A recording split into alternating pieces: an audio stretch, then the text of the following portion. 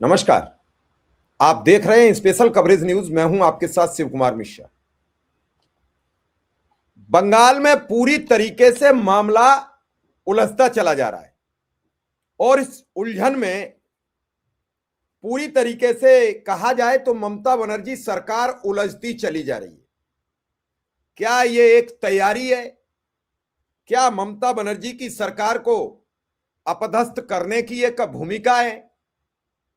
क्या इस पूरे खेल में रचकर बंगाल की पुलिस फंसा दी जाएगी, मुख्यमंत्री ममता बनर्जी फंसा दी जाएंगी और फिर इस राज्य में चुनाव कराएगी शाह की टीम यानी राज्यपाल? क्या यह पूरा स्क्रिप्ट लिखी गई है? यह बड़ी हैरान कर देने वाली खबर है जो इनसाइड स्टोरी है इसकी। इसे भी समझने की जरूरत है।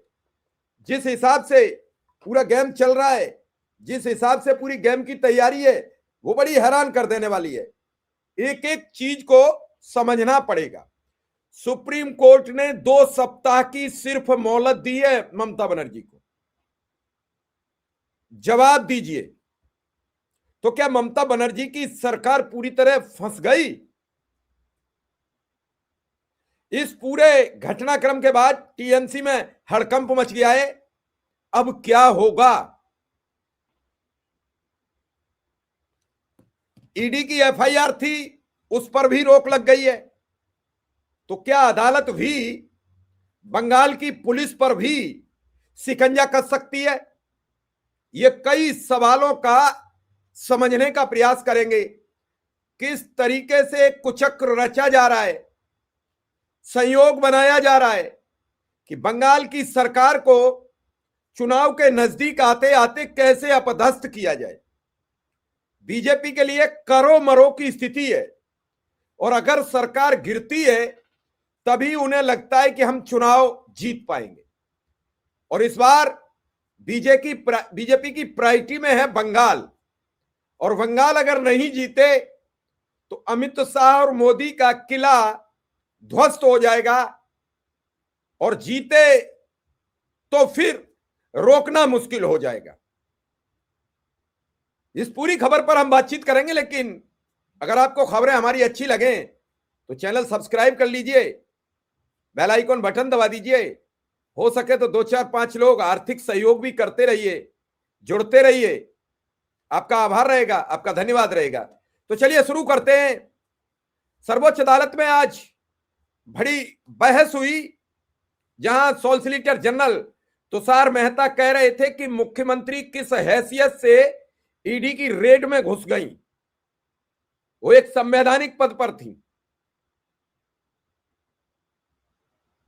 कपिल सिब्बल ने कहा कि वो टीएनसी के चुनावी कार्यक्रम की हिस्सा कंपनी आईपैक के दफ्तर गई थी। वो टीएनसी की प्रॉपर्टी थी, वहां गई थी और टीएनसी की राष्ट्रीय अध्यक्ष की हैसियत से गई थी। यह बहस हुई, खूब जमकर बहस हुई। सरकार की ओर से S Raju, solicitor general Tushar Mehta, तो विपक्ष की ओर से ममता बनर्जी की ओर से कल्याण बनर्जी, कपिल सिब्बल और आईपैक की तरफ से अभिषेक मनु सिंघवी बहस कर रहे थे। अभिषेक मनु सिंघवी ने कहा कि हमेशा सुप्रीम कोर्ट जब हम सीधे आते हैं तो यह सवाल उठा दिया जाता है कि आखिर इस पूरे प्रकरण को लेकर आप सीधे सर्वोच्च अदालत कैसे आ गए, हाई कोर्ट क्यों नहीं गए? और हाई कोर्ट ने यह कह के दिल्ली मूव कर दिया, ईडी ने वहां यह जवाब दाखिल कर दिया कि मामला सुप्रीम कोर्ट में सुनवाई में, तो ईडी ने कहा कि हमें सुप्रीम कोर्ट भेज दो। अब सुप्रीम कोर्ट ने ममता बनर्जी को नोटिस जारी कर दिया। जो जस्टिस मिश्रा ने कहा था कि हम नोटिस तो जारी करेंगे, तो उन्होंने नोटिस जारी कर दिया। 2 सप्ताह में जवाब दीजिए, आप क्यों गई थी, क्या वजह थी, क्या कारण थे? और जवाब अगर संतुष्ट नहीं हुए साहब, फैसला कुछ भी आ सकता है। तो क्या एक सोची समझी रणनीति, एक प्रोग्रामिंग के तहत और अगर ऐसा होता है तो बंगाल से सब कुछ ठीक नहीं होगा। अब इस दौरान ममता बनर्जी के पुलिस के द्वारा 2 एफआईआर ईडी के खिलाफ दर्ज कराई गई। उन दोनों एफआईआर पर रोक लगा दी गई कि भैया आप खामोश बैठो, इस एफआईआर पर अब कार्रवाई मत करना, हमें जांच लेने दो। स्थगित कर दी गई। जांच की रिपोर्ट आएगी, फिर तय होगी किस किस पर आंच आएगी। ममता बनर्जी की सरकार बनी रहेगी या जाएगी। उन्होंने संविधान के खिलाफ दुस्साहस कर दिया, ईडी के दायरे में दखल दे दिया, तो क्या ममता बनर्जी गिरफ्तार होंगी? और अगर भारतीय जनता पार्टी ने भूल कर भी ममता बनर्जी को गिरफ्तार कर लिया तो ये बंगाल है। बंगाल में जब बंगाल की अस्मिता पर कोई थर्ड पार्टी हमला करती है तो ये वही बंगाल है जहां से गांधी जी का आंदोलन शुरू होता है स्वतंत्रता का। ये वही बंगाल है जहां के खुदीराम बोस थे। ये वही बंगाल है जहां के सुभाष चंद्र बोस थे। ये वही बंगाल है जहां से स्वतंत्रता सेनानियों की लाइन लगी हुई है। ये वही बंगाल है जहां से बंकिम चंद्र चटर्जी थे। ये वही बंगाल है जहां से रविंद्रनाथ टैगोर जी थे। ये वही बंगाल है। और इस पूरे प्रकरण पर फिलहाल ममता बैकफुट पर है। अदालत की कार्रवाई, ईडी और इस पूरे आज के एपिसोड में जैसे कल हाई कोर्ट में वैसे ही आज सुप्रीम कोर्ट में, और इस खबर को तोड़ मरोड़ कर अलग अलग तरीके से प्रस्तुत किया जा रहा है। कई तरीके की दलीलें सामने आई हैं। उन दलीलों पे भी बड़ी अलग अलग बातें हैं। कोई किसी ने कुछ छापा है, किसी ने खुद छापा है, किसी ने लिखा भीड़ तंत्र, जंतर मंतर, चुनाव का डेटा चोरी, आईपैक रेड केस में सिब्बल बनाम ईडी की जोरदार दलीलें। और ये पूरा मामला बड़ा हौच-पौच हो गया है। एसजी तुषार मेहता ने शुरुआत में ही कहा कि एक चौंकाने वाला केस है जहां वर्दी में अधिकारी मुख्यमंत्री के साथ धरने पर बैठे दिखे। अफसरों को निलंबित किया जाए। सॉलिसिटर जनरल की मांग थी अफसरों को निलंबित किया जाए, विभागीय कार्रवाई उन अफसरों के खिलाफ की जाए। सुप्रीम कोर्ट ने पूछा, क्या आप हमसे निलंबन आदेश चाहते हैं?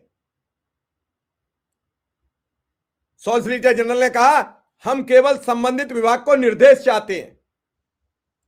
मेहता का आरोप है कि सीएम उस जगह घुस गई जहां पीएमएलए केस में ईडी की रेड चल रही थी, जहां कानून हाथ में लेने का पैटर्न बना लिया गया है, इससे पहले भी बनाया गया है।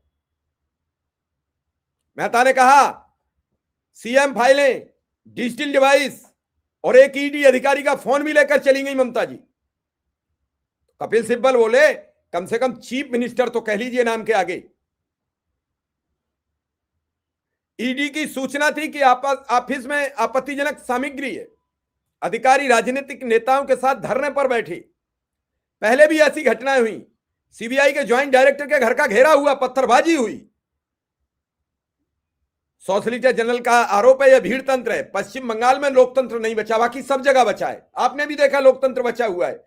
एक पुलिस के जवरिया रिटायर्ड आईपीएस को शाहजहांपुर में ट्रेन में जवरिया उतारकर कोर्ट ले जाया जाता है। 29 साल पुराने मामले में सीटी बजाकर उसकी अदालत में पेशी होती है। लोकतंत्र बचा है। एक दलित की मां की हत्या हो जाती है, नेता लोग जाना चाहते हैं, मिलने नहीं दिया जाता, लोकतंत्र बचा है। एक दलित को जलाकर मार दिया जाता है, नेताओं को मिलने नहीं दिया जाता है, खुद राज्य सरकार के मंत्री को पुलिस नहीं जाने देती है, लोकतंत्र बचा है। अंकिता भंडारी, किस किस के कितने केस गिना। इंदौर कुंभ के मृतकों में लोकतंत्र बचा हुआ है। सॉलिसिटर जनरल मेहता ने कहा, लीगल सेल ने व्हाट्सएप मैसेज भेजकर हाईकोर्ट भीड़ बुलवाई। इस पर सुप्रीम कोर्ट ने कहा, क्या वास्तव में कोर्ट को जंतर मंतर बनाने की कोशिश हो गई? ईडी की दलील, हम पीड़ितों का प्रतिनिधित्व करते हैं।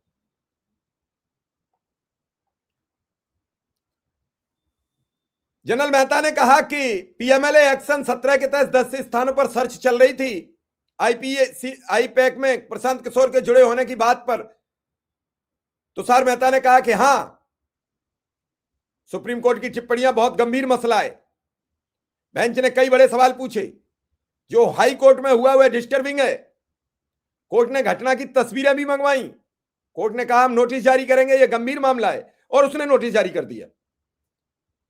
सिब्बल ने अनुरोध किया पहले मुझे सुन लीजिए, लेकिन बेंच बोली हाई कोर्ट को जिस तरह घेरा गया वो चिंताजनक है। सिंघल और सिंघवी का पक्ष, ईडी पैरेलल सुनवाई चाहती है। कल भी हाईकोर्ट में शांतिपूर्वक सुनवाई हुई। ईडी खुद सुनवाई टालने की मांग कर रही थी। ईडी फॉरम शॉपिंग कर रही है। हाईकोर्ट और सुप्रीम कोर्ट दोनों में से एक जैसी याचिकाएं। आईपैक चुनाव के बीच में क्यों निशाना बना? कोयला मामले में 2024 से कुछ क्यों नहीं किया? 25 में भी नहीं। अचानक इतनी दिलचस्पी क्यों? चुनाव में गड़बड़ी करने की कोशिश की जा रही है, चुनाव डेटा चुराने की कोशिश की जा रही है। उन्होंने यह भी कहा सीएम सिर्फ पार्टी से संबंधित दस्तावेज और निजी लैपटॉप लेकर गई थी। सारा चुनावी डेटा गोपनीय, अगर यह किसी के हाथ लग जाए तो चुनाव कैसे लड़ेंगे? आप हमें नोटिस जारी करने से नहीं रोक सकते। मेहता नहीं, हम ऐसा नहीं कह रहे हैं। वहां सिब्बल और तुषार मेहता में जुबानी जंग भी हो गई। सीजीआई गाइडलाइन जारी करनी चाहिए, केस में पेश होने वाला वकील प्रेस में बयान न दे। सिब्बल तो सीबीआई और ईडी भी पसंदीदा पत्रकारों को लीक न करें। सिंघवी ईडी की याचिका सुनवाई योग्य नहीं है। मेटेनेबिलिटी पर सख्त आपत्ति होगी। हम सीएम को आरोपी बनाना चाहते हैं। ये अपर महाधिवक्ता एसबी राजू की दलील थी। ईडी अधिकारियों की ओर से एएसजी ने कहा हमारी शिकायत पर संज्ञेय अपराध बनते हैं। एफआईआर जरूरी है, जांच लोकल पुलिस नहीं कर सकती। सुप्रीम कोर्ट के कई फैसले भी यही कहते हैं। यह सिर्फ चोरी नहीं, लूट नहीं, डकैती नहीं, आपराधिक बल पर सबूत छिपाना सब शामिल है। हम एफआईआर चाहते हैं जिसमें मुख्यमंत्री का नाम शामिल हो सके। अंत में सुप्रीम कोर्ट ने यही कहा हमें जांच करानी होगी, और जांच कराने के नाम पर सुप्रीम कोर्ट ने नोटिस जारी कर दिया। नोटिस में 2 सप्ताह का समय दिया गया है। तो ममता बनर्जी के पास अब सिर्फ और सिर्फ 2 सप्ताह बचे हैं। 2 सप्ताह में ममता बनर्जी को तय करना पड़ेगा कि हमें करना क्या है। और इस पूरे घटनाक्रम से टीएमसी में हड़कंप मच गया है। अब क्या होगा? बंगाल का क्या होगा? बंगाल की अस्मिता का क्या होगा? बंगाल की शेरनी का क्या होगा? ये सभी सवाल अब निरुत्तर हो गए हैं।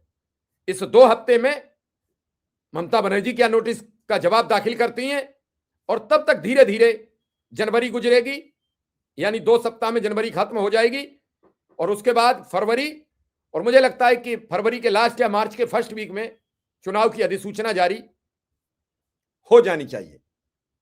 और फिर क्या होगा, किसके नेतृत्व में चुनाव लड़ा जाएगा, यह नहीं कहा जा सकता है। फिलहाल इस खबर पर आपकी क्या राय है? हमें आपके जवाब की प्रतीक्षा रहेगी। धन्यवाद, आभार, नमस्कार।